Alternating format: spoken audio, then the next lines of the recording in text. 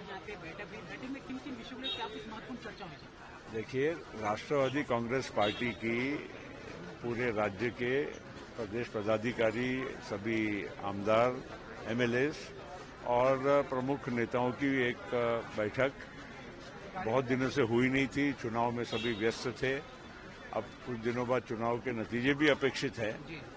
हमारे महाराष्ट्र में भी अच्छा प्रदर्शन होगा। देश में भी फिर से नरेंद्र मोदी जी के नेतृत्व में एनडीए की सरकार बनेगी और इसीलिए हमें लगता है कि किसी भी तरह से आज हम लोग यहाँ पर इसलिए बैठे कि भाई आगे की विधानसभा जो है वो महत्वपूर्ण है और विधानसभा के लिए भी, क्योंकि कई बार क्या होता है कि लोग एक चुनाव के बाद थोड़े शीतल हो जाते हैं, रिलैक्स होते हैं, मगर हमारे तो महाराष्ट्र में अगली विधानसभा की भी तैयारी करनी है क्योंकि 4-5 महीने के भीतर में ही है।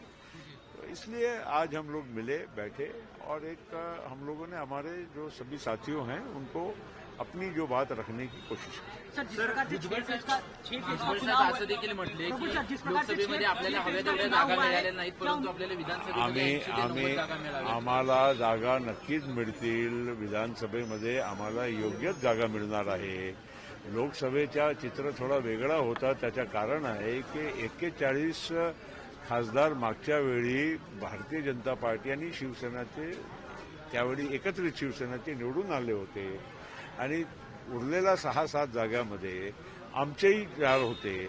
त्याशिवाय काही ठिकाणी आम्हाला आमची तयारी पण नव्हती। ज्या जागांमध्ये काही आम्हाला काही मुंबईमध्ये की इतर ठिकाणी आम्ही दावाही केला नव्हता।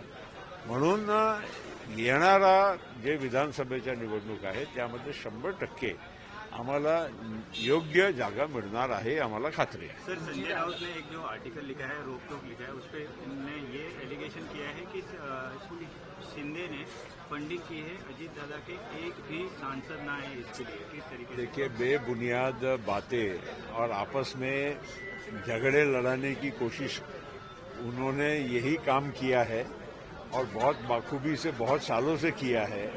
उन्हीं के वजह से शिवसेना और भारतीय जनता पार्टी में भी लड़ाई हुई, उन्हीं के वजह से महाविकास आघाड़ी भी अलग हो गई और ये अभी भी वही काम करते हैं। तो चलो, खुशी की बात है, उनको मुबारक। 6 फेज का चुनाव हो चुका है सर, क्या उम्मीद थी कि हालांकि अरे बाबा, एक कोई भी क्वेश्चन कर 6 फेज का चुनाव हो चुका है, आखिरी फेज बाकी है। उम्मीद है किस प्रकार से, क्योंकि एनडीए जिस प्रकार से दावा करी 4 चुका था, लेकिन विपक्ष इसको कह रहा है कि इस बार बीजेपी जो एनडीए जो है 200 पार भी नहीं। तो आंकलन अरे भाई, जिसको जो आकलन करना करे। हमको इतना जरूर मालूम है कि 4 जून को नरेंद्र मोदी जी के नेतृत्व में एनडीए की सरकार बनने जा रही है और अच्छे नंबर के साथ जा रही है। ये सब जो तर्क वितर्क लगाते हैं, जितने भी, मैं तो बहुत सारे लोगों के रिव्यू भी देखा, पॉलिटिकल एनालिसिस देखे, कोई भी ये नहीं कह रहा है कि नरेंद्र मोदी की सरकार नहीं आ रही है। तो इसलिए अंगूर खट्टे हैं, वो जो बोलते हैं।